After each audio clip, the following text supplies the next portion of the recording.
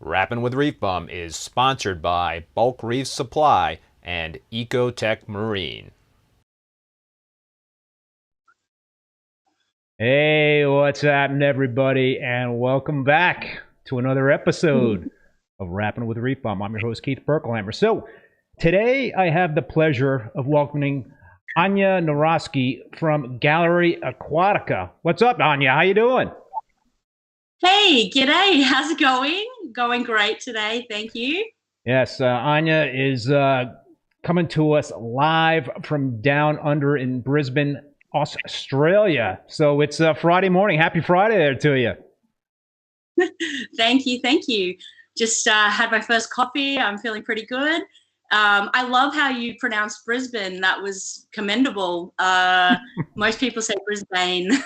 You know what? I did my homework there, Ania. I did my homework, and you know, I wanted to make sure I pronounced your last name correctly. Even you kind of, you know, you got a tricky first name there, but you know, my last name is crazy bad, so I'm very diligent about trying to pronounce people's names correctly. But yeah, you got the coffee going. I was thinking about a beer, but I was like, you know, if I'm drinking a beer and you're drinking coffee, I'm going to make you kind of like feel bad. So I'm just drinking my water.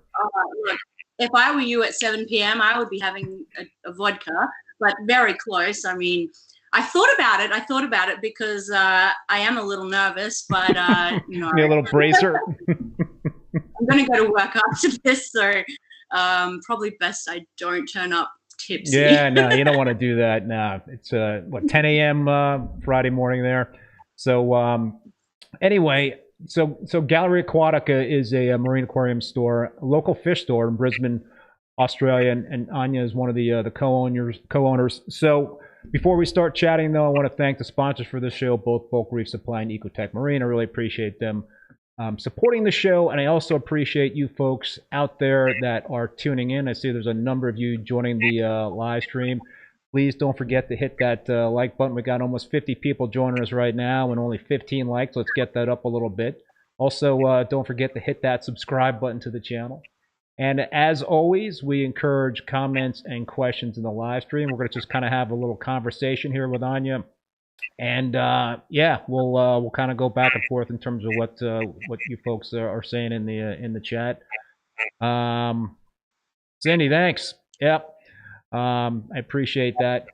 So Anya, how did it all start for you in this reef keeping hobby, this journey? How long have you been in it, and how did it all get going for you?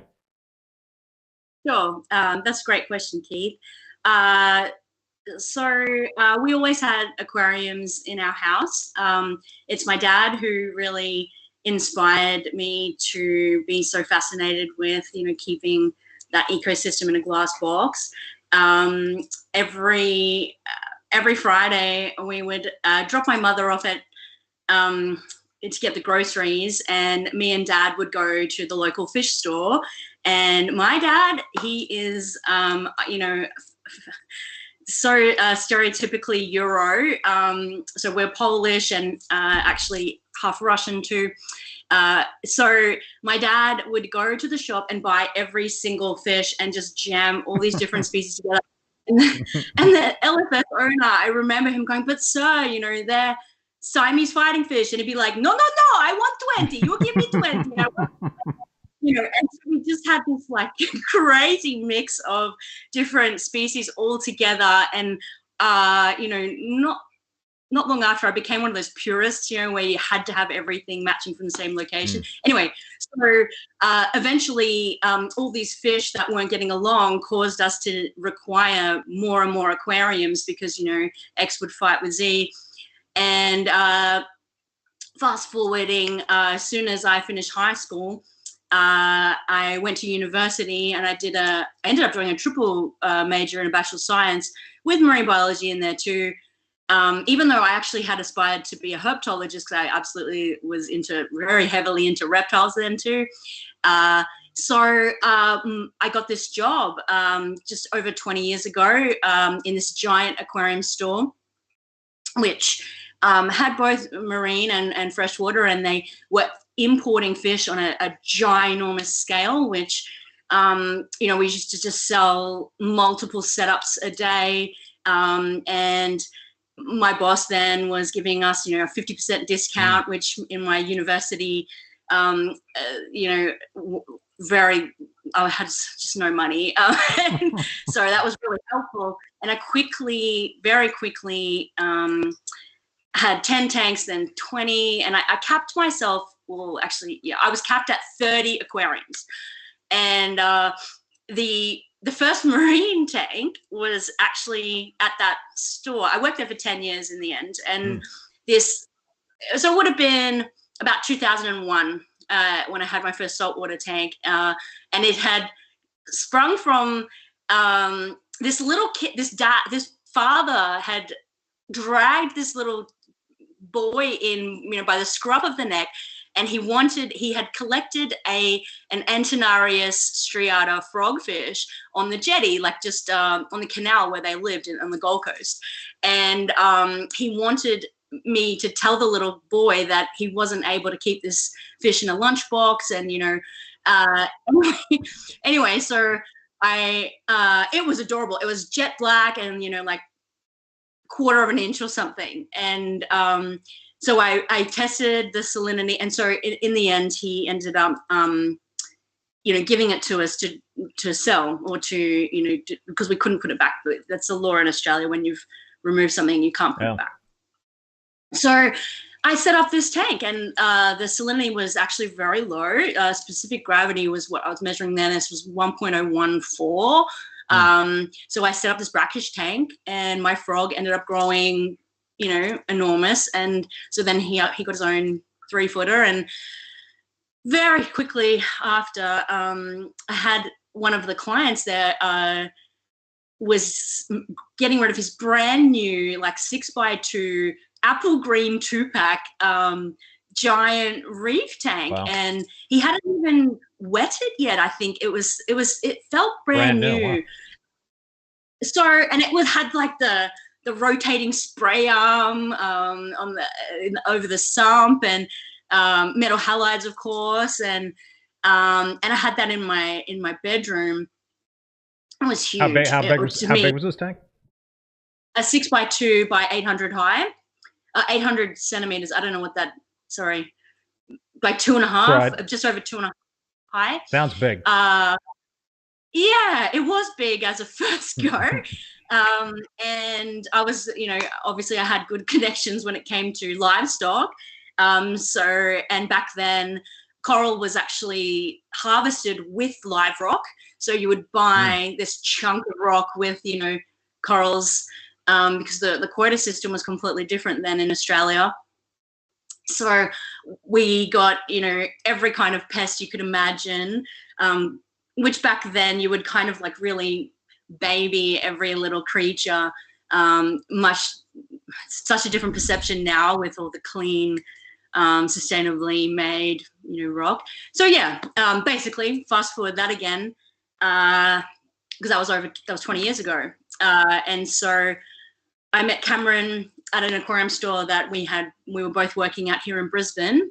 And I really liked his philosophy on everything. And, of course, I'm dating him, so I was attracted to him. And the thing was then all the LFS were kind of getting swallowed by these giant big box stores, all the little mum and pop, these beautiful little shops that we'd all grown up going to, were just being swallowed up, and it was really upsetting. And the one thing about our version of that Petco kind of style chain store is that they don't do marine. And so irrespective of the fact that we were heavily involved in the freshwater scene, and Cameron was like breeding stingrays, and the whole shed was just freshwater fish. He did have one giant saltwater tank in there. Excuse me. And so we decided no one's doing saltwater right. Not many people are doing saltwater right. Not many people are really pushing sustainability. There were no frags in stores then. You really just didn't see that. I'm certain people were propagating coral, but it was very limited to see the porcelain and small, and everything being so small as it is today. And so we were very fortunate very early on to have Jake notice us. I wish I even could pinpoint how that begun, but he definitely played a crux role in our reputation in the industry. Jake Adams. And yes, and he fast became a very good friend. And he stayed on our couch, on the couch I'm sitting on. He slept here, and we were, of course, so privileged to have him visit. And he really kind of helped us get that exposure, which set us apart. And we are the only retail store in Australia that I know of that specifically sells sustainably sourced fish, certified sustainably sourced fish. So our Wynnum store only has Australian collected fish because they're covered by comprehensive management protocols with the way that they are collected. And at first we thought this is a really silly idea. We want yellow tangs. I miss mandarin fish. Haven't seen a yellow coral goby in a long time, but eventually it became very clear that we'd made a sound, solid decision there, because it's so breezy, easy looking after the fish. There's no diseases and no problems. And I don't mean to waffle. Am I waffling? No. I wanted to mention something. You mentioned Jake Adams, and so that's how I got to you, because Jake was like sort of like my show booker. He was always like DMing me and like saying, you got to have this person on, you got to have that person on, and he also said, he mentioned your name, and he said you were the most knowledgeable female reefer that he had ever known. So that those were his words in a DM to me. So he was that's how I kind of found you, was through Jake. But I've also seen you before, and in fact I was I found a video that you had done fragging Goniapora, and I basically, that was kind of like my the way I learned how to frag Gonis was through a video that you had done. And I know we're going to get into that whole discussion in terms of fragging. Somebody's already asking me to ask you about the Chalice frag experiment. So Bert Minshew. So we'll get into all that stuff. So I'm sorry. I kind of wandered there. I want to ask the viewers one question though. I'm seeing like an error in my live stream on YouTube. I'm assuming that everything is coming through okay. I still see comments coming through, and so if you guys have any problems in terms of audio and video, just drop that in the comments. But I think we're good. Just getting an error that I haven't seen before. So I think we're good there, Ania. I was really lucky. In 2016, I went to MACNA in San Diego, and it was just such a mind-blowing experience, being able to witness firsthand what American-style reefing shows are all about. And I believe that also was very helpful for me to have met so many of these great names, published authors that are just clogging up our bookshelf, and I'm just very, very lucky, I think. But one thing I noticed when we came back, I came from the airport to the shop, and all the giant colonies we seem to have, because I was so used to that 2 whole weeks. We did a lot of tours at wholesalers. We went to Sea Dwelling Creatures and Unique Corals and MACNA, and we also went to Vegas. We went to a lot of LFS around there. Wow. And I couldn't believe, it was such a shock to me to come back and just see these giant colonies. But now, 5 years later or whatever it is, a bit more, that's what our stores look like. It's what all the stores kind of look like. And it's interesting, we've always said in Australian reefing that we're 5 years behind the US. And I find that hard to believe. Yeah. I guess you always think the grass is greener, right? Yeah. Well, let's talk about that. Let's talk about what you see in terms of the differences between Australian reef keepers or reef keeping versus reef keepers in the United States. So you talked about the larger colonies versus frags. So that's certainly one thing, right? Here in the U.S., we're much more into the frag stuff than you guys, but it seems like that's something that you're seeing a lot more. You're catching up. Yeah, I definitely think because the population is so much larger, there's a lot more space there for innovation, and I guess the hobbyists in the US being able to kind of get the most beautiful corals, grow them in captivity. Obviously, the most beautiful ones get fragged and shared the most. And so these really resilient, stunning colonies are easily shared. Where in Australia, it's fascinating that we're able to we have a direct supply chain link to the diver who's collecting our corals. And so we can chat with them every week, and we can say, we're looking for this, or they tell us, well, this chalice was found sideways on 15 meters down under a bommy, and they can really describe a lot of the origin of each piece as well. And one thing I've always loved about keeping coral is that backstory. Yeah. So that adds this additional element when you're selling the corals.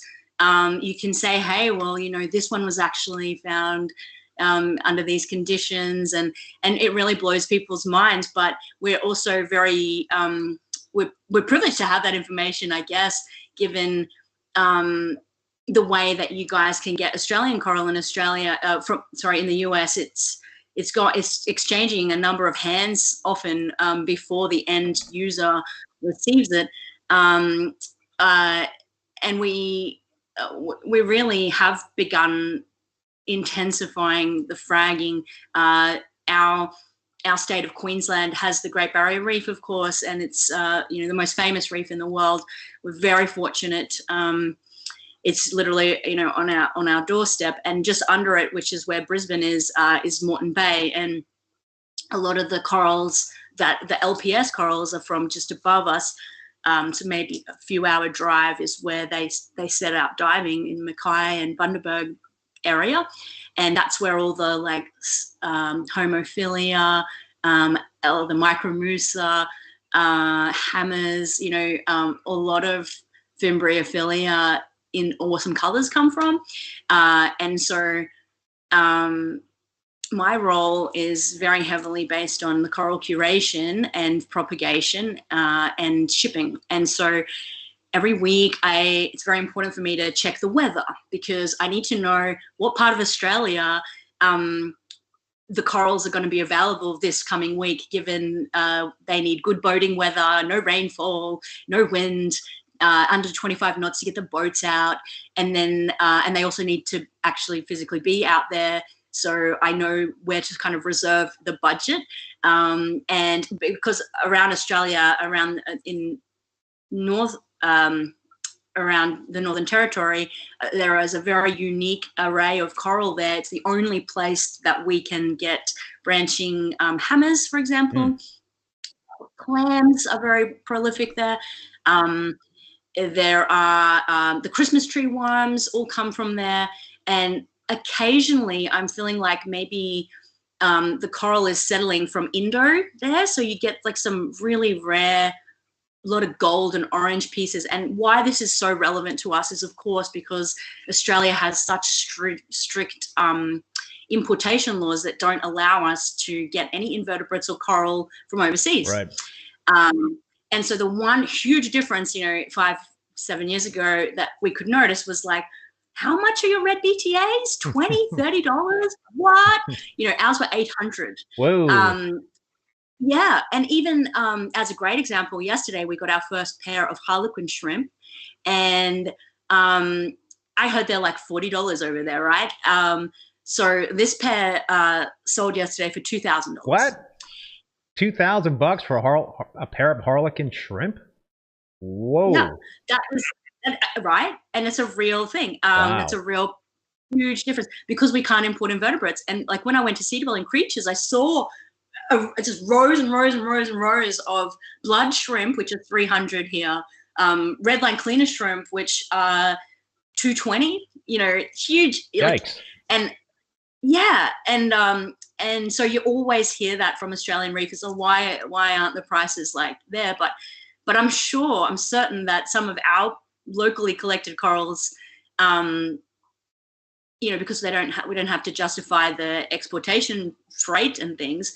Some of our prices are no doubt lower than what you see over there too, and the pieces are larger. So that's a big difference. So can you give us a little bit of a lesson in terms of why Australia is not allowing any imports of corals?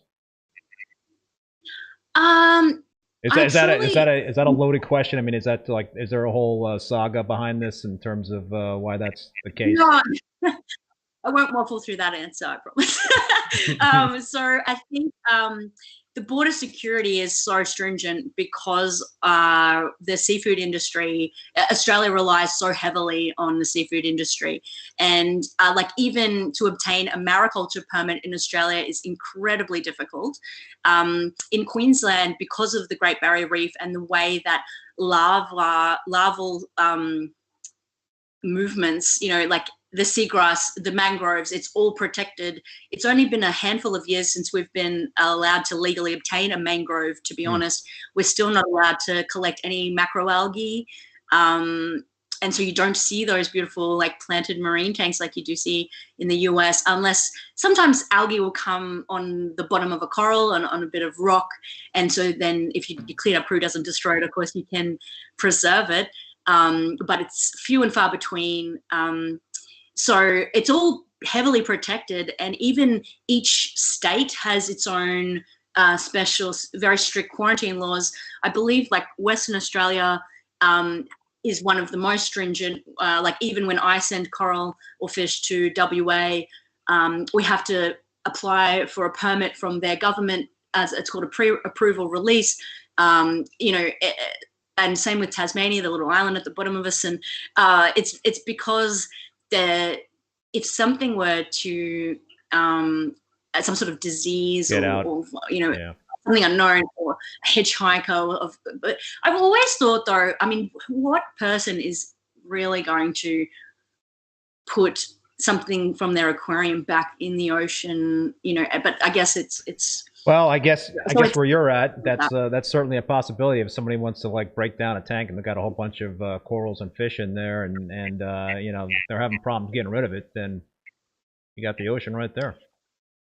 it's really our responsibility as an LFS to take on every part of, we have a rehoming policy, and I feel very strongly that every LFS should be there to assist with that, even if you don't offer them credit for that unwanted livestock. I think it's important to give hobbyists that avenue, and it's part of why we started the prop room, which actually Jake named that. We used to call it the fish room, but it didn't really have a lot of fish, and we call it the shed. And he said, "This isn't a shed. This is the prop room." And so we called it the prop room ever since. And that's where we propagate and grow out all the corals, which is currently being renovated. So I can't show you. It's in shambles currently. And I'm sure we as reef keepers would appreciate it, but I understand.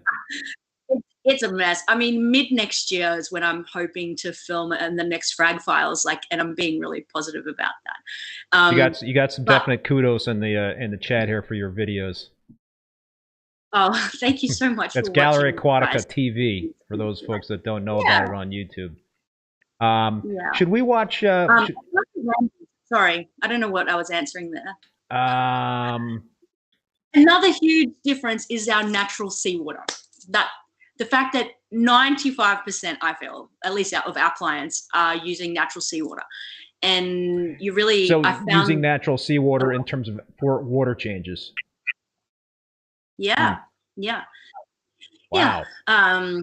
And I didn't realize that was unique until I went to the US and I spoke to people, and they're like, "What? Like from the ocean?" Should I show the video of the van? I think you got a van, and then there's also the vehicle that has the that you use to transport the salt, right? I popped that on the end of that was my test video. I popped that on the end of our shop video, if that helps at all. Okay, well I'm showing the short video of the with the van, and then I think also the cool. got the vehicle. So this one is our consultation van that Ryan and Cameron, I guess, are driving at the moment to do on-road consultations. We have a lot of facets to our company, and this is our beautiful truck. And so we can collect up to 8,000 litres of natural seawater, which is about 4,000 gallons with this. And really, we're just regulated with the weather patterns. This has been a La Nina year, so it's been very difficult to kind of flit around the rainfall to collect the water, and we get it. We have 40,000 litres of storage capacity, so we get it batch tested with the Triton ICP, and it always comes in perfect. It's absolutely perfect. Occasionally a little lower after a heavy rainfall.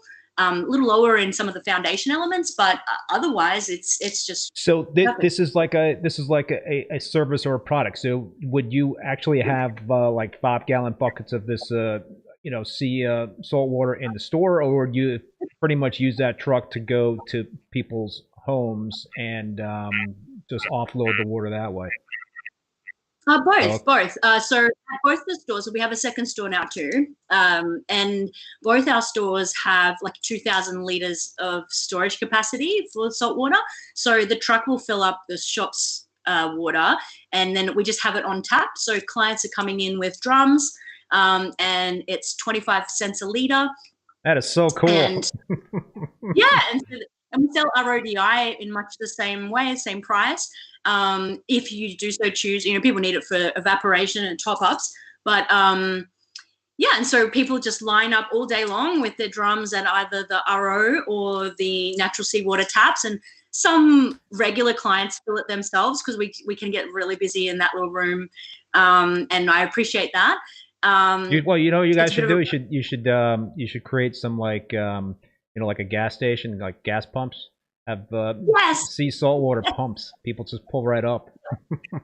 Most definitely. We've always been looking to upgrade the location of the Wynnum store because it is just so pokey, and it's very convenient. I mean, it's just 400 meters down the road from our house, but there was for a while an old petrol station that was up for sale, it was a couple of $1 million, so we didn't get it, of course. But it would have been so cool to like drive in and pump your water. They had all the old existing kind of bowsers and things there. It would have been awesome.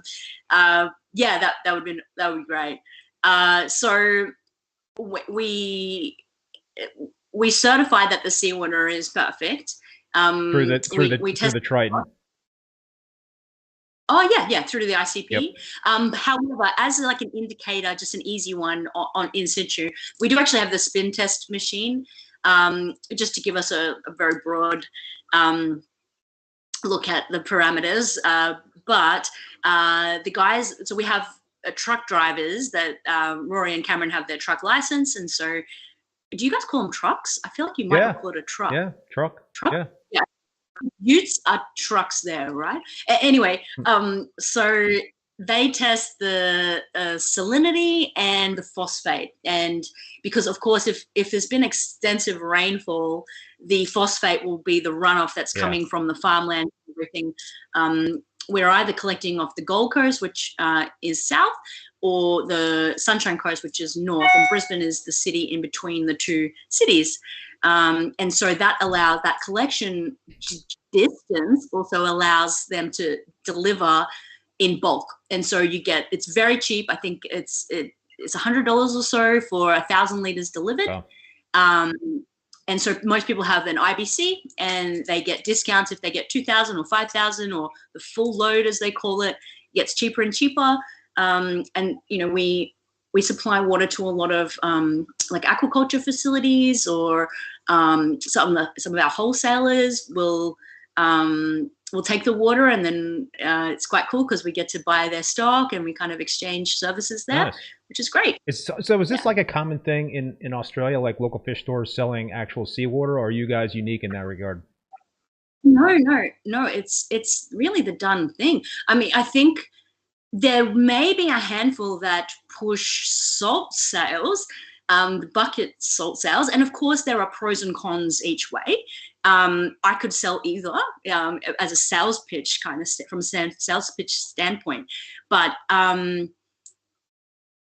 guess there are some people are heavily invested in bucket salt as store owners, and so they push that. It's great that we have the choice is the main thing take home there, but I mean it gets filtered, and because it goes into the storage, there's no risk of any parasites. So I think there's really very little cons to using certified quality grade natural seawater. Yeah. You may get beneficial bacteria. I don't know about phytoplankton and things like that, but it's possible. But you just see this ultimate difference, this huge difference when you water change. And so a lot of clients that Cameron sees have historically kind of just said, do a giant change. And he will do an 80% water change with the seawater. Wow. And all the time, like so many people do this, and their corals just look amazing, you know, and the difference is so evident. And so Triton, the Triton method has, you know, hit Australia by storm in the past few years, and that's really been such a new concept to Aussie reefers to have like this no water change kind of option. And when you talk to Isan, and I know you have talked to Isan, you know, he's like, why would you just change the water? Why don't you just add what you need, you know? And I can understand that coming from, he was once in Germany where they don't have that access, but our clients have that choice, and they say, you know, if things are really that bad, I can either spend $57 on supplementation to correct it, or I could just do a 60% water change and that will dilute back to perfect conditions. So yeah. even with corals consuming whatever in the system in terms of traces or other you know, elements that they're consuming, if you're doing the whole natural seawater water change deal, you don't really have to worry about supplementation at all in terms of different traces. Oh no, I certainly think that you're still supplementing and dosing. I mean, the uptake, it's really dependent on people's coral communities. Yeah. And I guess how often they do those water changes too. I mean, some people are just doing like 10% a week just for good measure. Other people are following the system where when my nitrate's over 5, I do a water change, which I think is quite logical. Otherwise, it depends on the goal, the end goal. Why are you water changing? What do you want out of it? Yep. However, I'm a really big advocate of at least weekly testing and dosing. Just be aware of what's going on in there, because unless you've got a pure octocoral setup, just softies, you really are going to find that draw is a reality that you have to compensate for. How often do you guys do ICP testing at the store? I'd probably say once a month. I guess we get away with doing it minimally because we're batch testing the seawater that we're using to do water changes with. So as long as it's all green lamp on that end, and like we send the sample away on Monday and we have results Thursday, so it's very, very fast. Whereas when they were based in Germany, we did really, we didn't have, have that advantage, I guess, of time behind us. It's still relevant to find out, even if it takes you a week sometimes, or 2 weeks. But we're very lucky now that they're just up in Cairns, just on the Great Barrier Reef, actually. Yep. Yeah. I've asked a few of my guests this question. What elements do you really pay attention to when you get those ICP tests back? What are like some of your things that when elements? What's that? My favorite elements. There you go. So I'm a really big advocate of potassium, of having an elevated level of potassium. What would you say is elevated, up over 400? As an example, I think the average natural seawater value is 380 to 400 parts per million. And really, what I like visually when I look at particularly SPS corals is 450, even bridging on 500. And initially it was like you'd see you'd observe it and then you'd think, is that a coincidence that everything just looks better right now or not? And then it just consistently, when it was 450 or higher, I would use blue as the color blue as an indicator for potassium level, because I mean, it's a 20-minute test. Like, not everyone's got that time, right? Yeah. That's pre-ICP testing. So what it really is, the blue looks bluer, but every color actually looks better, because when green is brighter, red looks brighter, and so each color pigment is really contrasting the other. But the blue pigment seemed to have like the fastest response, and I was like glugging the potassium in, like, and then the neck, like I'd be like, that blue stag's just not, blue enough, and then I became really heavy-handed with it, which is stupid, but I'm just being honest. And, the next day it was just like this prominent. So you guys don't have any Oregon blue torts? You can't have any of those? Man, that is the bluest acro I've ever seen in my life. I mean, I'm sure I've. Oregon blue means it came from Oregon. Is that right? Well, that's the backstory in terms of I guess the local fish store where it came through. Yeah. So there's a whole story behind that. But all right, go ahead. I interrupted you. No, it's fine. So potassium's a big one.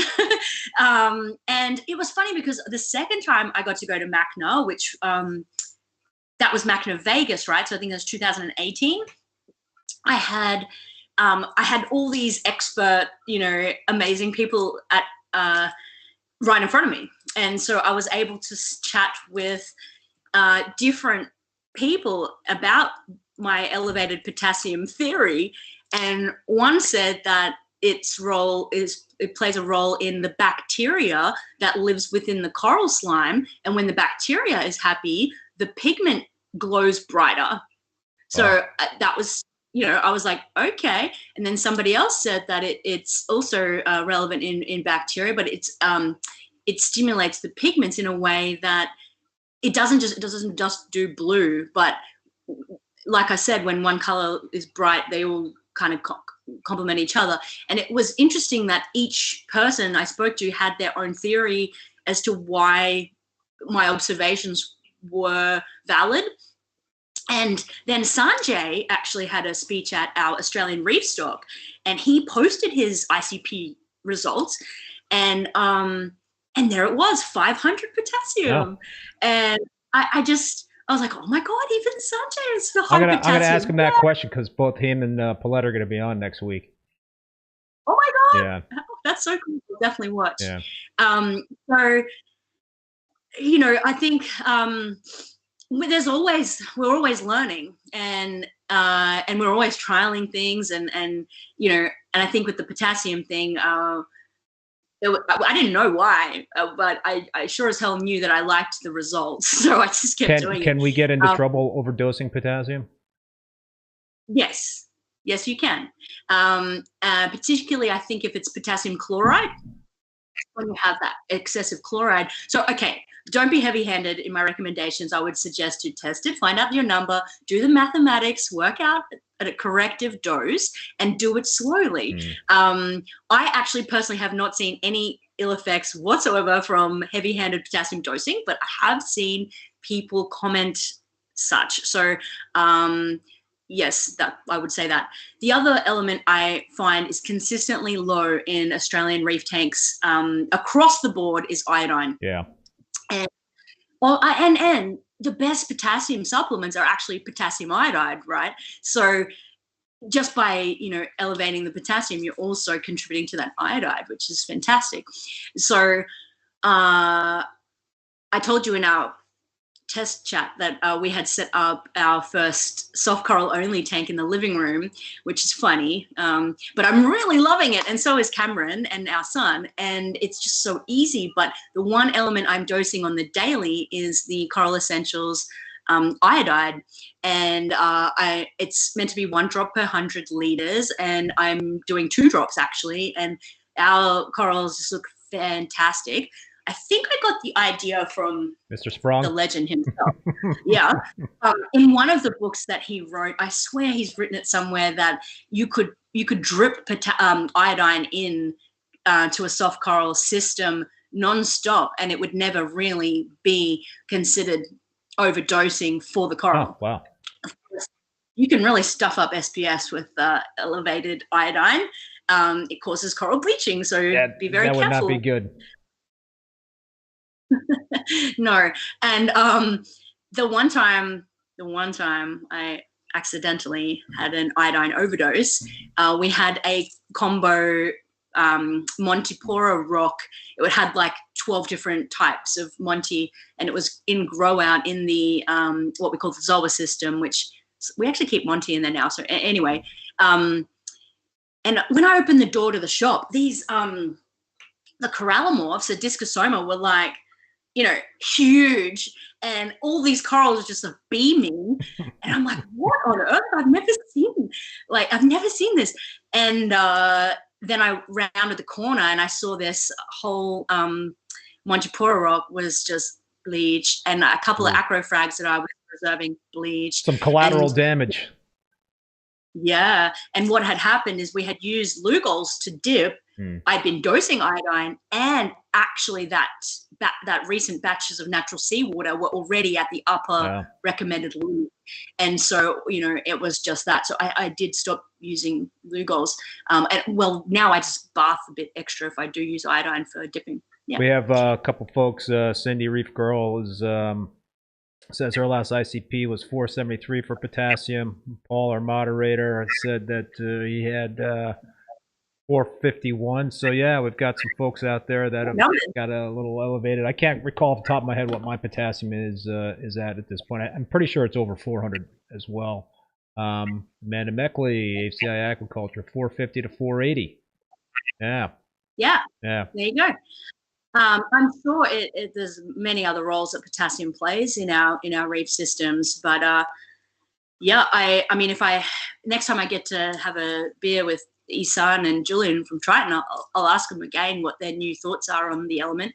I have once begged them to increase their, you know, their green lamp. Like, don't say 380 is okay. Like, push it up, but that those are based on oceanic averages, and so of course it's quite logical that they have quite a wide span of what's acceptable on your ICP. Like you'll get green all the way up to 500 or something, I think.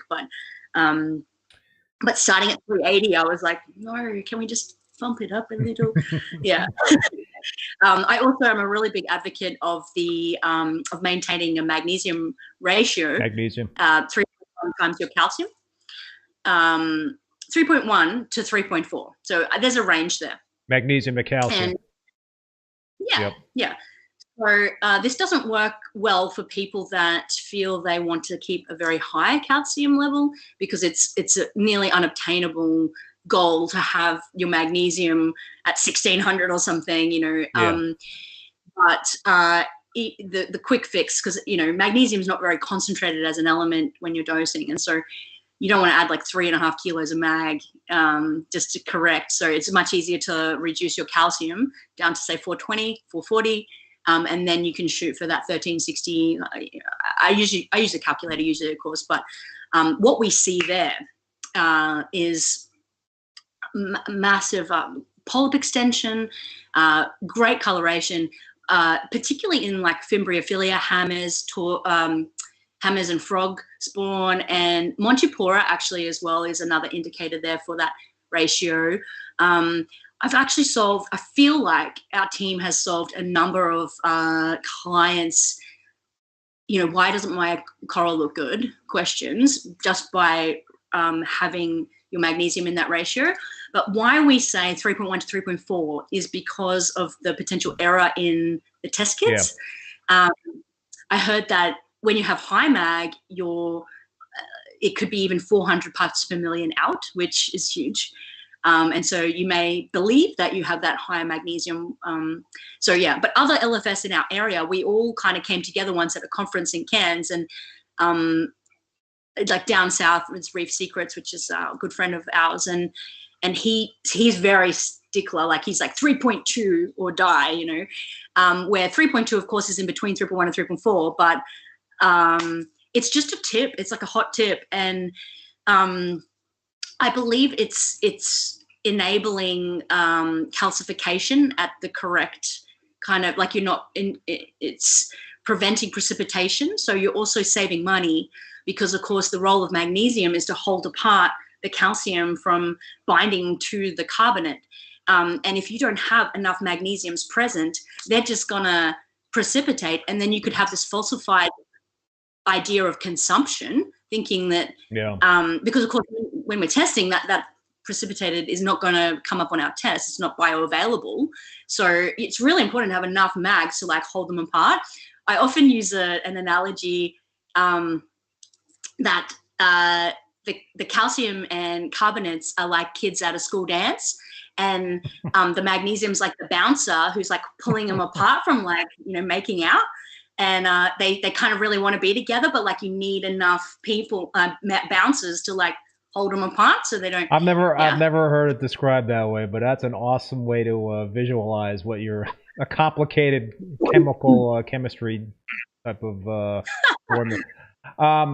Anya, so we've got a bunch of people that have some questions in the chat. Let's and a couple of comments, but let's do a couple of those, and then maybe we should show the video of your store. Yeah.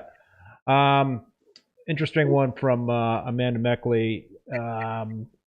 This is in reference to the difference between American versus Australian reef keeping practices. They don't put silly names on corals, right? What does she think about the names in the States? So we got the coral name game here in the United States, and the assumption is you guys don't really do that in Australia, the crazy names, marketing, driving, or is that starting to happen?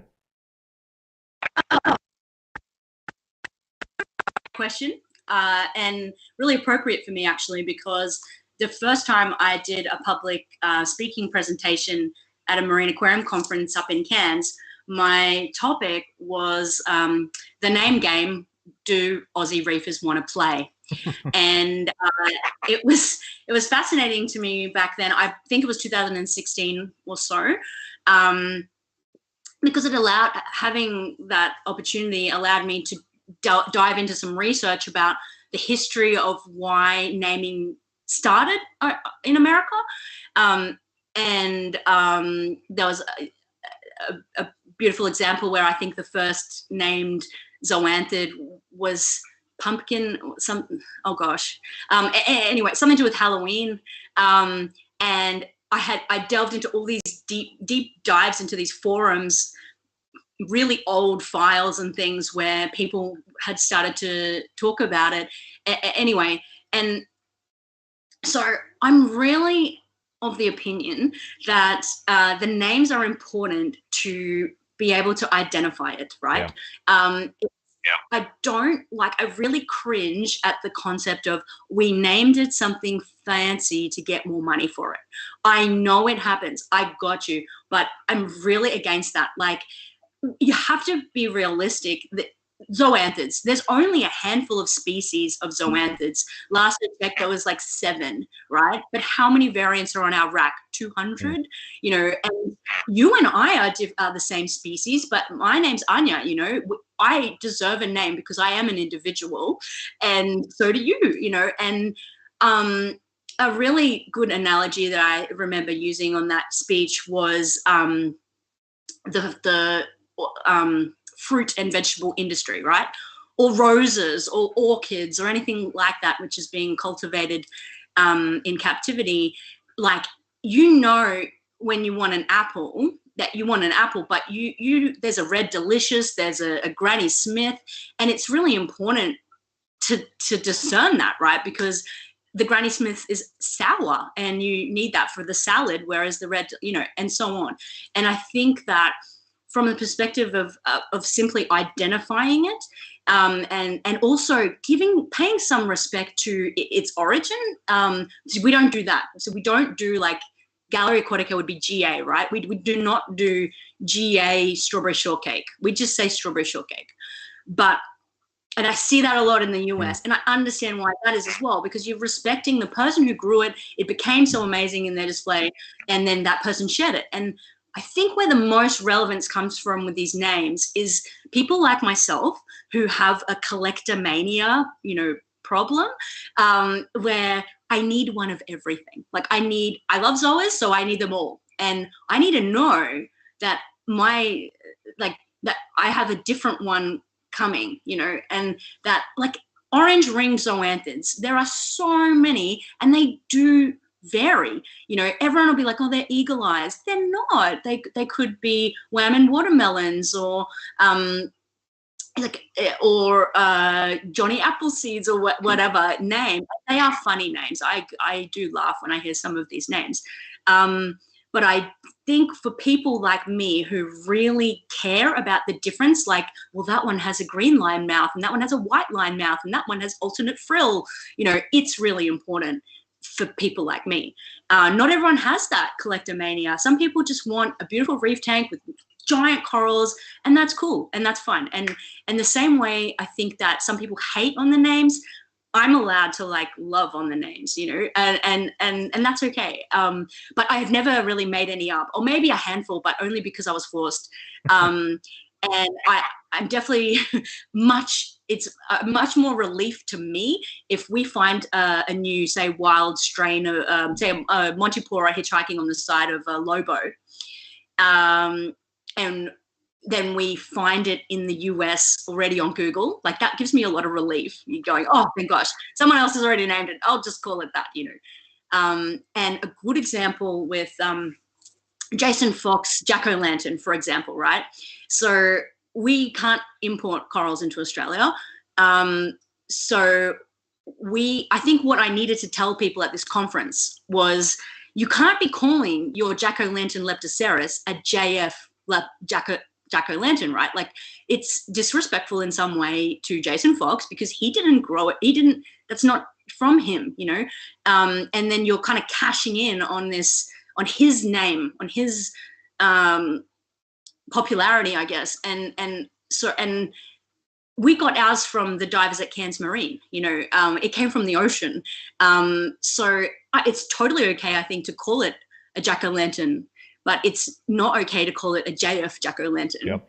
And And so, yeah, me trying to explain that to this crowd where I knew there was a number of people watching that were really anti-naming, I was pretty nervous, but it came across okay. And I think that there's a place for it. That elevated pricing thing really gets me. I don't like Yeah, it. you know what's going on in the U.S. also, not only with the name game, but there's a lot of doctoring going on with photography, right? So a lot of corals are being taken under heavy blue lighting, and so the fluorescence really comes out, and so you've got like these crazy names and these crazy photos, and you know, that's kind of like gets people into a fever pitch, and the prices just are insane for some of the corals with the you know, with the names and the the photographs like that. We really do, and thank goodness some of the coral, the phone and camera filters have made some advancements. They're producing far more realistic photography, but it's really up to the seller to tone down those blues and, you know, add a bit more white to take those more realistic photos. And I've trialed both systems, and initially when we were really new, people would be pretty negative about photography either way. They'd be like, the colors are washed out, so you wouldn't make as many sales. Or if they're really blue, they'd be like, yeah, Smurf hands, you know. But I really think it is wrong to Photoshop, you know, to push saturation or something. The coral is beautiful just as it is, you know, even under yellow light, it would be stunning. And then if you err on that direction as a seller, your customer is going to be really impressed when they unpack it, put it under their lighting, and they're like, whoa, look at that orange, you know. And then what you're aiming for then is, I guess, repeat sales, right? Yeah. It's not a moment where, like, it turns up and you're like, this is brown, what? Which just doesn't fly here in Australia. The community is way too small. There aren't anywhere near as many vendors. So, you know, and you just get shunned, you know, if that turned up like that. And I guess you could always fall back and say, oh, well, your KH is higher, or like your lighting made it brown, or whatever.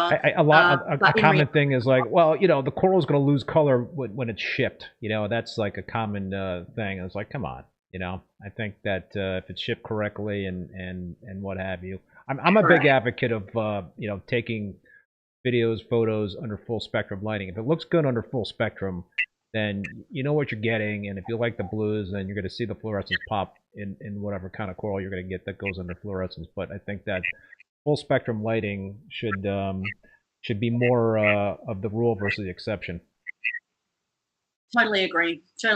And I think that can be the difference between a really reputable coral vendor and one who may be just in it to make a quick buck. I mean, if you're looking at a business model in a long-term perspective, then your reputation is everything, right? And so you have to, you know, we provide a quality guarantee with everything we ship. So I've only ever had to do one refund one time, and it was because the parcel went missing 5 days. And actually, I'd done the refund, and it arrived, and everything was apparently okay, which was shocking. But that pressure to pack perfectly, it comes from us taking on that quality, you know, that it has to look the same as when it left us, when it arrived at the client. It's so important. It's imperative. If it loses color, then it got stressed during shipping, and then that you know, that's sort of like on the coral vendor, right? It's unfortunate, but it is just something we have to absorb.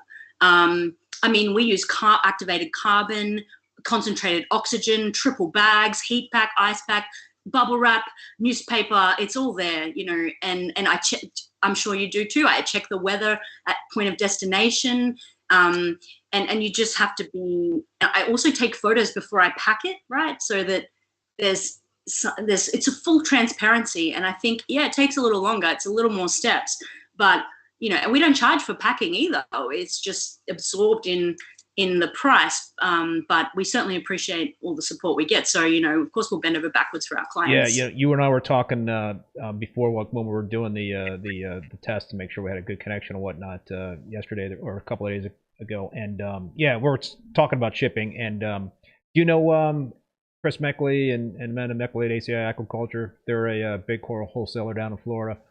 Not personally, but I've seen him online. Yeah. So they really know what he's a.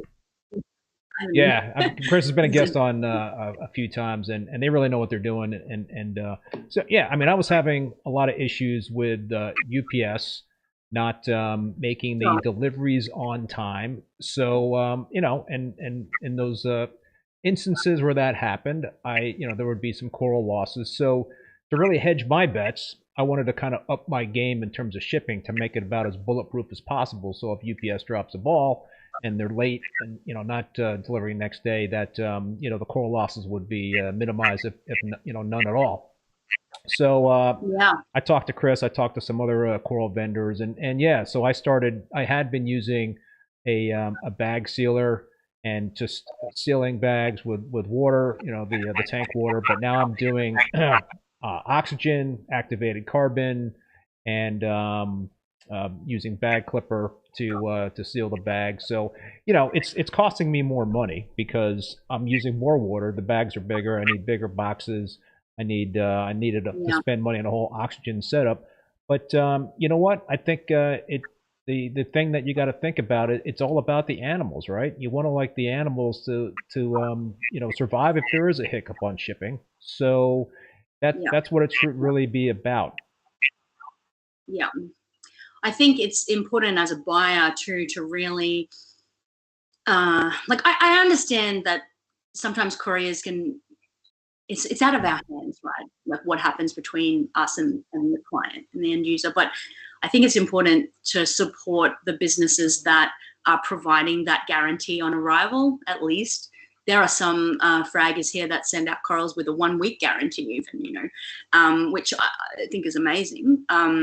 I'm very fortunate that no one's taken advantage of that with us. Where they've never said something died when it didn't, which is obviously a big fear. But I think that it's important for the hobbyists to support those people that really give them that backing, that guarantee. Yep. Yeah. So all right, Ania, we've been talking for about an hour now. We haven't even shown the video of your shop.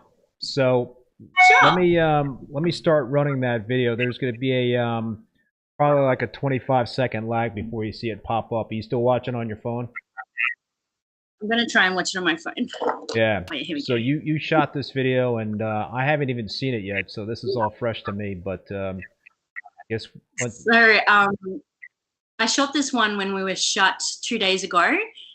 So we've got our roller doors, which I don't know if I'm lagging or not lagging. Sorry, but anyway, so it's a really small store, but we have it packed full of absolutely every kind of product that you would possibly want to do with reefing. We do cater for freshwater as well, especially with our Salisbury store that's much larger than the Wynnum store.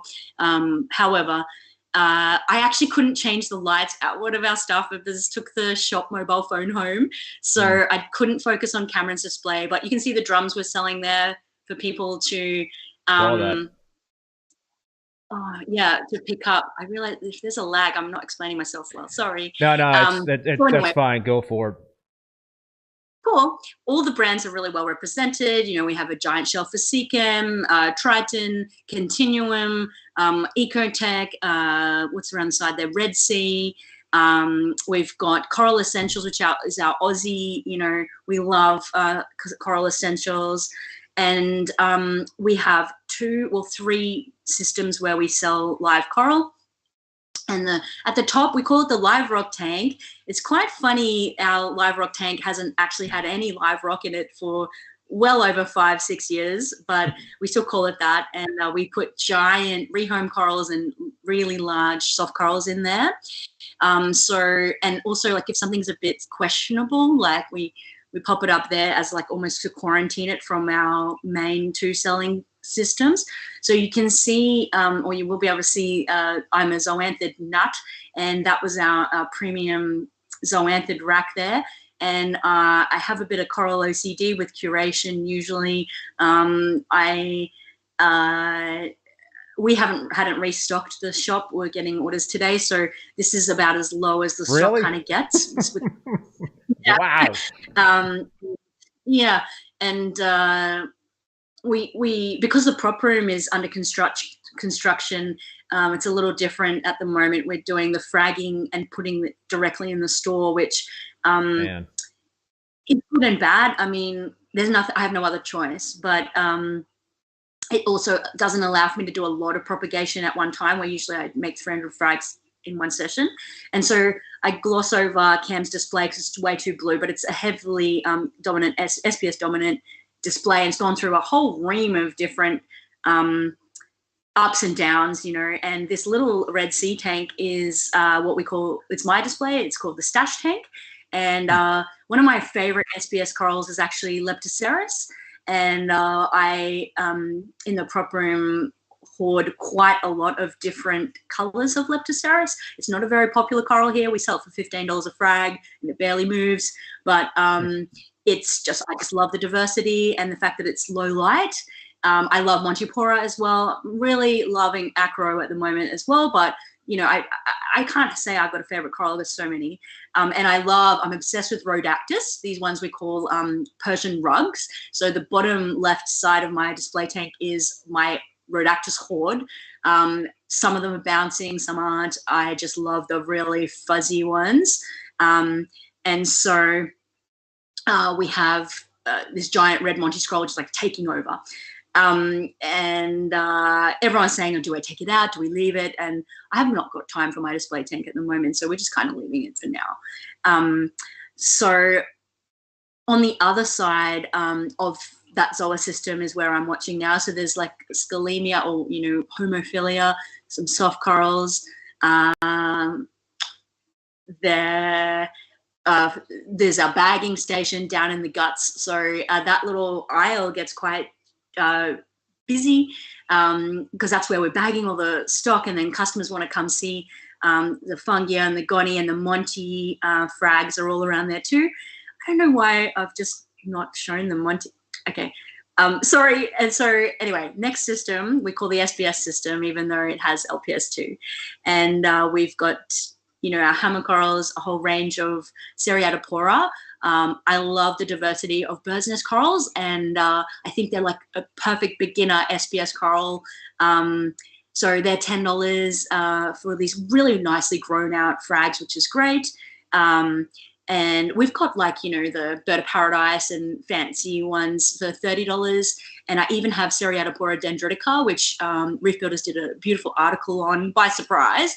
Fully sent this photo to Jake and like woke up at 5 a.m. and there was this article. Amazing. Yeah, and so then that's where the low light SPS is, which I gloss over real quick, and our Goniopera. And the Gonis recently went through a big like trend, say a year ago, and particularly glitter Gonis. And there's so much diversity in Australian Goniopera that it was like this rabbit hole that if you went down, you'd end up buying a whole new setup just to have all the Gonis.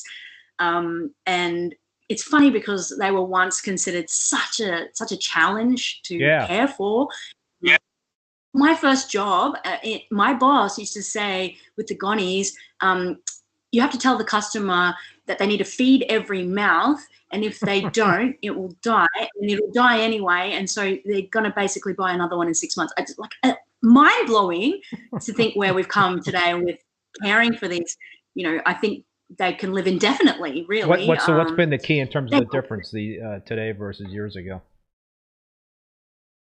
Sorry? What's been the difference in terms of the success of being able to keep Gonis and Alveopora versus years ago? Yeah.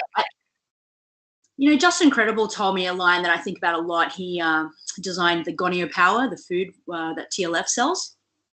And he said, Gonis are like SPS, like acro with long polyps.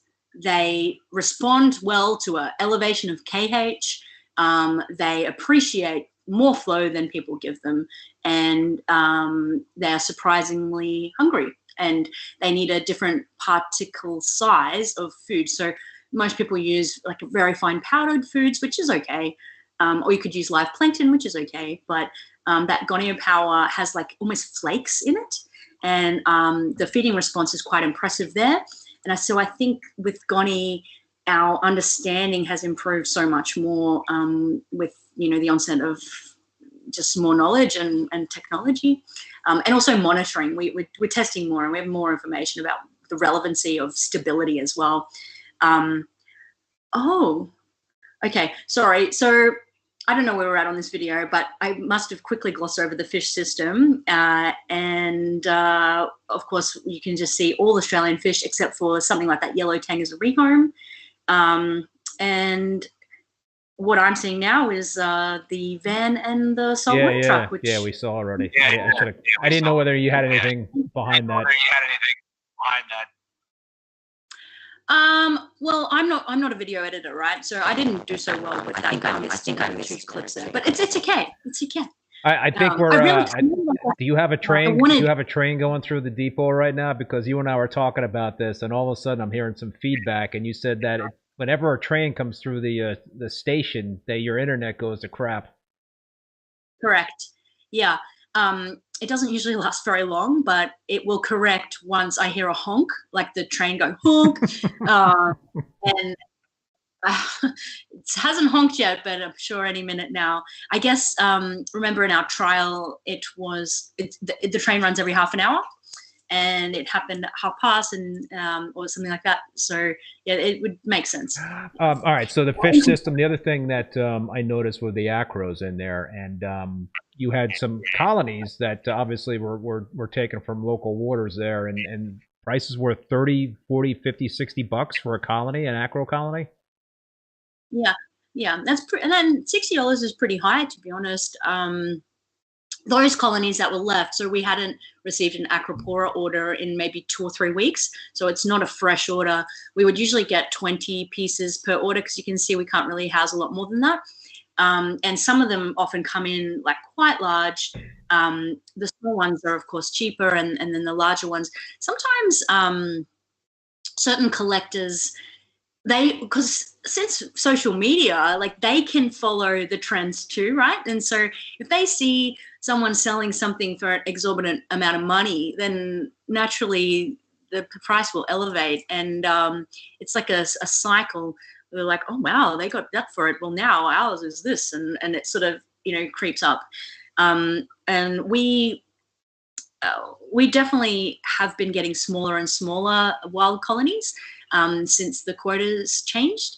And we've certainly intensified trading Acropora frags with hobbyists too, because I really feel that a captive grown SPS is, you know, the way of the future, and they're hardier, and you can even get away with fresh cut frags with a captive grown colony that may potentially be so many generations away from that wild collected piece.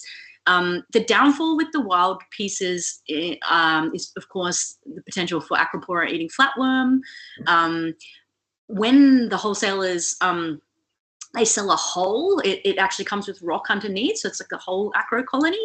It's quite rare, so you might need to order 10 or 15, you know, fragments to get 1 or 2 holes. And it used to be the trend that the holes would sell first amongst Acropora hobbyists, and they'd rush to get like that one piece because they know it's unique and it's its own genetic entity. Whereas now I just see like these amazing wild pieces are coming in, and acro guys are grabbing the frags, you know. They're more inclined to pay $60 for a little frag of a blue tenuous than that whole wild piece for 65 or whatever. That's crazy. And it's crazy. It is, yeah. It's good. Interesting. Well, maybe perhaps some of them are buying the whole colony and then chopping it up. I don't know how you know, common that is there, but there are chop shops I know here. You know what? One coral I saw in the video, which is so cool, frags of it, the pink bird's nest. I think that is a coral that seems to have like lost its luster here. You don't see it a lot, and I think that's just a gorgeous coral. It's just bright pink. Yeah, I used to have a few colonies in my display tank, and it was one of my favorites. So that was pretty cool to see a whole bunch of pink bird's nest frags in one of those tanks. and they're not selling, they're just not popular. $10 for this beautiful little mini colony. And I guess when we have them displayed under the blue, they're really heavy blues. There's Gen 5 radions above that system, and you don't see that prominent pink until like in the middle of the day where the whites are more dominant. But there are still plenty of hobbyists out there that are keeping that whiter light. And of course, especially the SPS keepers, where bird's nest should kind of belong, I suppose. But yeah, we try and spruik it. And the other one that I wasn't able to film well is the Passillipora, the pocky. That's $10 as well. And there's a huge diversity in the different colors of pocky too. And it's funny when people say, have you got SPS frags? And they only asking about Acropora, but there are so many different genus of SPS corals.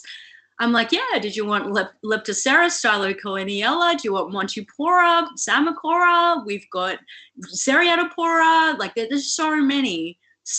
We don't really get Anacropora here. Very rarely. But yeah, I try and educate people. So like SPS does not equal acro. There's more going on there. Yeah, for sure.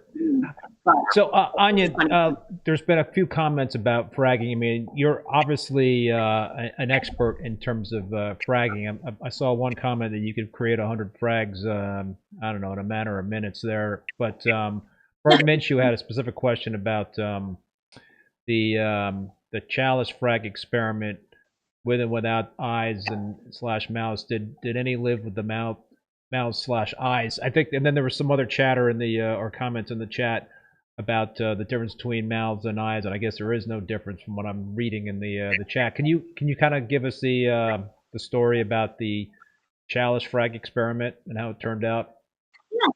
Yeah, sure. I actually forgot I did that, so thanks for reminding me.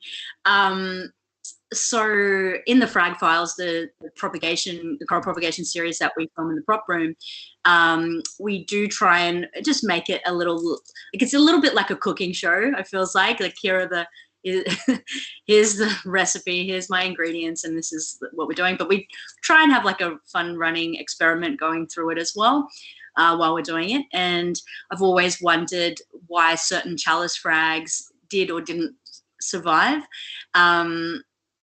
Having the mouth definitely makes a huge difference. However, if you're able to cut enough of the base of the tissue, the photosynthetic capacity, it can generate enough energy to then create a mouth. And once it's got the mouth, it can swallow food. And so it's able to assimilate nutrition a lot more efficiently. And so you get that exponential kind of growth once you have a mouth. And so if you're able to have a mouth in your cut, you're kind of winning. Even half a mouth works really well too.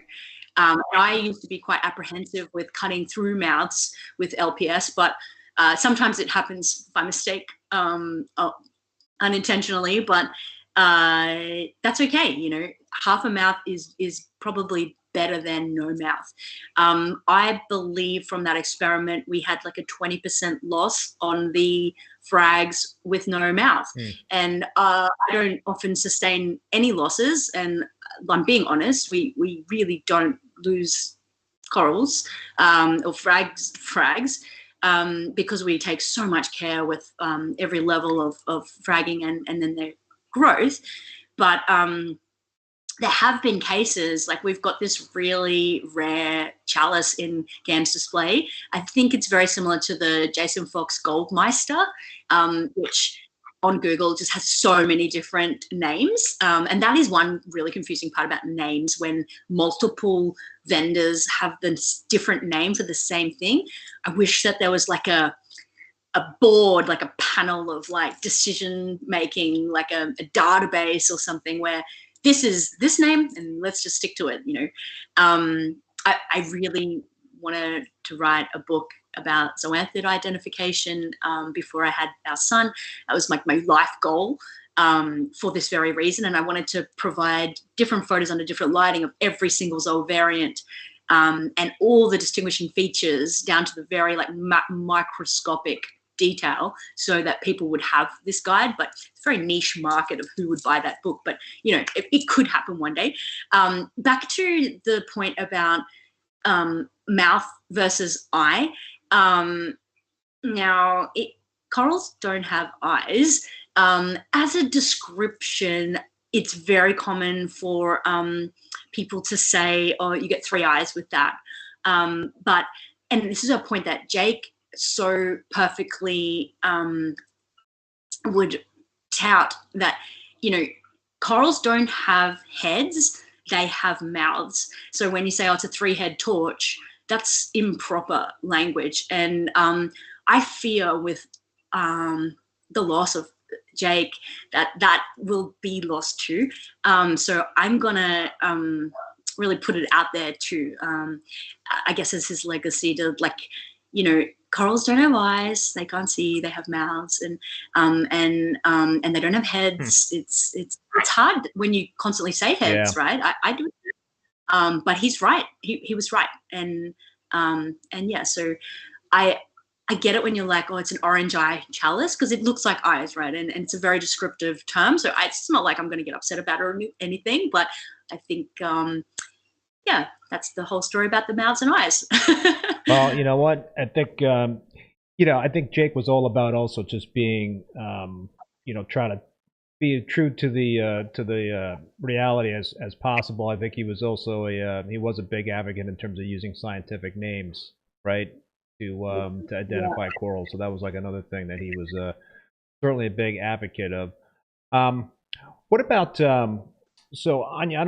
I think I mentioned at the beginning of the show that you know, I learned how to frag a Agani by watching one of your videos, and somebody mentioned here Franklin Dayton. We want more Anya in the Gallery Aquatica's videos. I didn't see a lot of you in the last year or so. I honestly, yeah, I guess you don't have to answer that question. I just, you know, there's a demand for you to be in more videos. That's all. That's very kind, and thank you. I will aspire to be on more videos. It's kind of like a multi-pronged answer, which I'll just shorten. I get really, really nervous being on camera. Come on. I can't see that. Whatever. Like I really do. So there's one reason. But the second reason, the prop room is in shambles. Like we can't show you what's going on in there right now. But I can still do filming. Of course, in the shop. It's a very pokey space, which you may have noticed by my little video.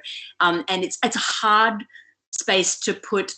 So Harry, our camera guy, has, you know, the tripod and all the gear and these lights, and we have to we turn everything off because of the noise, and you know, and it's not a problem. It's not too much of a problem, but it's not easy.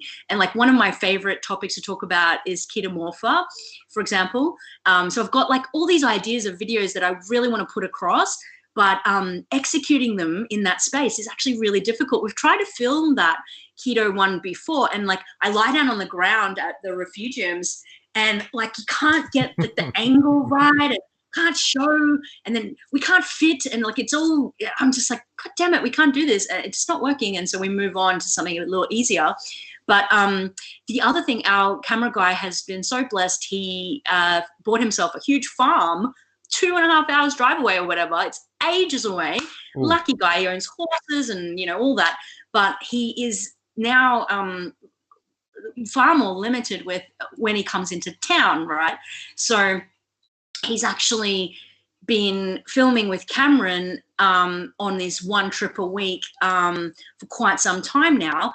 And it's been a multitude of reasons as to why I'm not available that day. I'm usually packing corals. We freight on Mondays and Tuesdays only, and we do have a great team, but I am the only one who's really there doing that aspect of our business. And because, you know, the guys need a day off too, right? Mm-hmm. And the retail is open Thursday to Sunday, but we've got the maintenance during the week and the water deliveries, and there's so much going on. And yeah, so I reckon we might be seeing more of you. Yeah, I'll do it. I'll do it. By the way, I'm not sure I mentioned this, but the video of the store was just unbelievable in terms of the animals that you had in there. First of all, I can't believe that you were saying that it was pretty low stocked in terms of you're waiting for more corals to come in, but just the health and the vibrancy, the colors on those corals was just mind blowing. Thank you very much.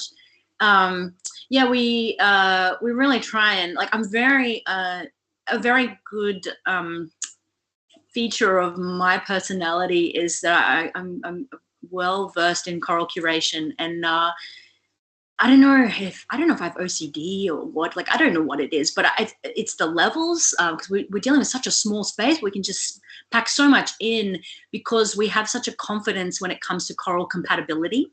And I often wonder, like, what would happen if we had this expansive space where I just had all the space in the world? How would I design displaying that, you know, because it's morphed to be what it is due to our constant learning about coral compatibility. And yeah, I think without the levels and the different racks and things, we certainly wouldn't be able to jam so much in. But it works, and it's really impressive when new clients walk through the door and you just see their beaming face and they're like, whoa, didn't realize this place would have all this stuff, you know, which is really, really nice feedback. Yeah. A quick curious question from me. How many reefers do you think there are, reef keepers there are in Australia? What would you say? Any idea? Wow. I don't know. One of our most popular Facebook groups is called Marine Aquarium Fanatics Australia, and or MAFA we call it, and because, you know, we shorten everything in Australia. So it's I think it has 10,000 people, and Shane Danger, who's who I think you should have on your show. Jake recommended Shane, and we have been back and forth, so hopefully I can get him on. Yeah. He's awesome. He's one of my best friends. We have the same birthday. All right, then could you kind of like nudge him a little bit to come on the show? I think he was a little hesitant. Oh, yeah. I'll nudge him. Thank you. He's a wealth of, I mean, he's propagating corals that are just, he cuts scullies. He's cut scullies into 8. You know? Really? He cuts cyanothema. Like, what? You know, and it works. And actually on the back end of the chalice question, that is something that is becoming very popular in Australia because of Shane Danger. So Shane works at Coral. And by the way, that's an awesome name, you know. With the what? I said, by the way, that is an awesome name, Shane Danger. Yeah, it is. And so Shane, there's many reasons why I think that name suits him.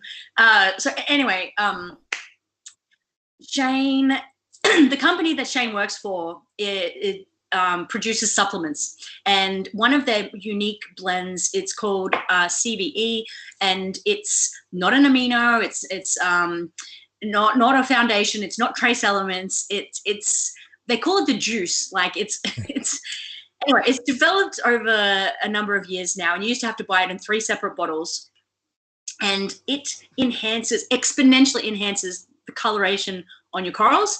It isn't cheap, right? So it's $100 a bottle, 3 packs. So it's a $300 investment to begin. And since they've now invented, I'm just trying to see if I've got a bottle. They've now invented CVE Plus, which is like all 3 in 1 with some water, you know, so it's diluted down. And now it's become far more accessible to far more hobbyists because the price point, it's so much cheaper. Anyway, so the trend at the moment in Aussie reefing is if you cut a coral, or some coral is damaged from being stung or transit stress, or, you know, that can happen.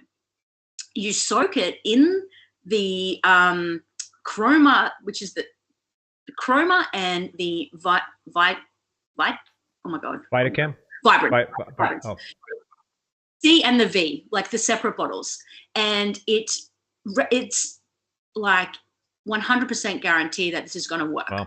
And I think that where if you cut chalice with no mouth and you use the chroma and vibrance, then you will have 100% success. I've seen like Scully's, the collectors, they they get them with chisels, and sometimes they're very thin, and they come cracked in the wholesale facilities. And of course, I'm lucky enough I can drive to a number of these coral wholesalers and actually see these facilities to pick out orders. Wow. I'm very, very lucky. And often, you know, they'll like throw you a bone. They'll be like, oh, I got these cracked ones. Do you want to do something with them? You know, and yeah, soaking them in this product, it's miraculous. It really works, but you have to do it every day, or at least like every second day. Some people that are trying to rescue like a master grade scully for $1,000 or whatever, they do it twice a day, but it works really well. And of course they don't need to release what's in it, but we don't know what it is. We just know what it's not. But the results speak for themselves when it comes to that.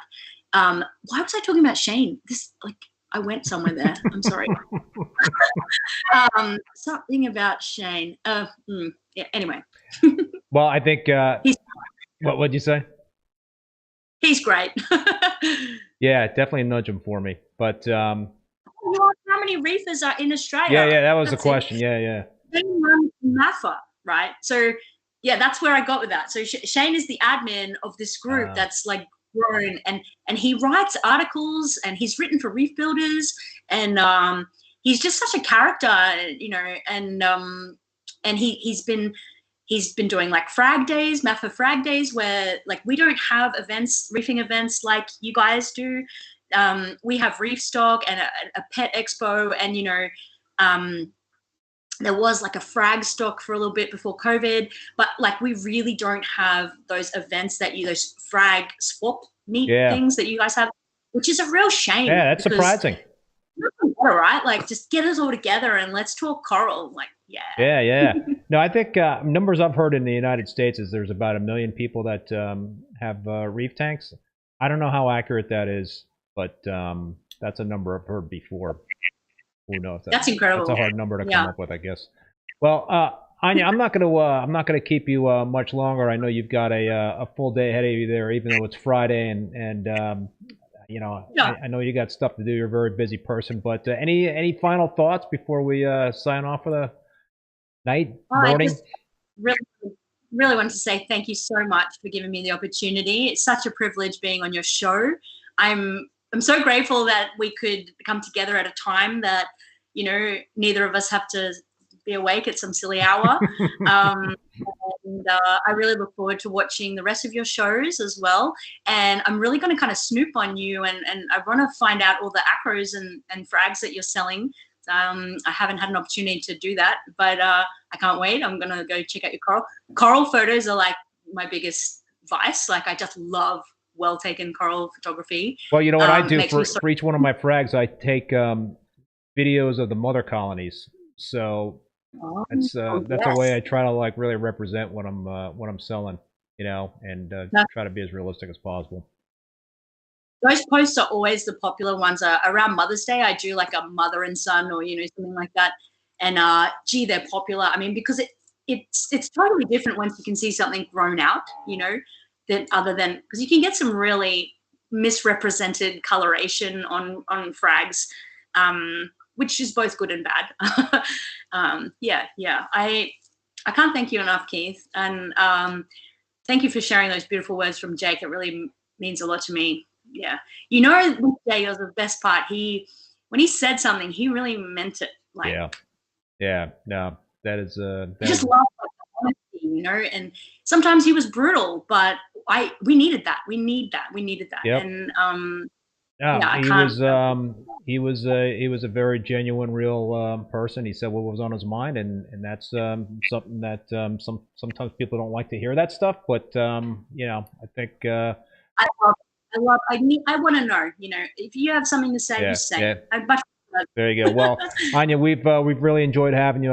Bert Minshew was saying we need to have you back on the show, so we'd love to have you back on, because there was a whole bunch of questions. I didn't even really get to my questions. You know, it was just like we chatted for about an hour and a half, and we had some questions. I didn't even get to ask a lot of the questions from the viewers, and I apologize. But we'll get you back on. And so, folks, yeah, if you're in Brisbane, Australia, please stop by Gallery Aquatica. And if you don't make it to Australia, check them out on YouTube. And you guys are on Instagram as well as Facebook. yeah, we have an Instagram. The YouTube is like Cameron's baby. You know, we put out a video every Wednesday, our time Wednesday. I think that's Tuesday for you.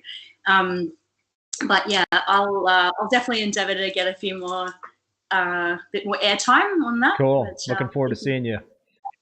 All right, Ania. Well, listen, thank you again so much for being on the show. And I also want to thank both Bulk Reef Supply and Ecotech Marine for sponsoring the live stream. And also want to thank all you folks out there for tuning in and watching. Finally, a big thank you to Paul, who was the moderator and is also the president of the Boston Reefer Society. Please join and support your local reefing clubs. They are so important to this hobby in the United States and I'm sure around the globe. I also want to let you know that all episodes of Rappin With ReefBum are available as podcasts on Spotify, Apple Podcasts, Google Podcasts, Stitcher, and Amazon. I mentioned this earlier in the show. My next episode of Rappin With ReefBum will be another good one next Thursday, December 8th at 7 p.m. Eastern Standard Time with both Mike Paletta and Dr. Sanjay Yoshi. So that should be another awesome discussion. The full upcoming schedule of guests is available on reefbum.com in the YouTube section. Until next time, be safe, be well. Later.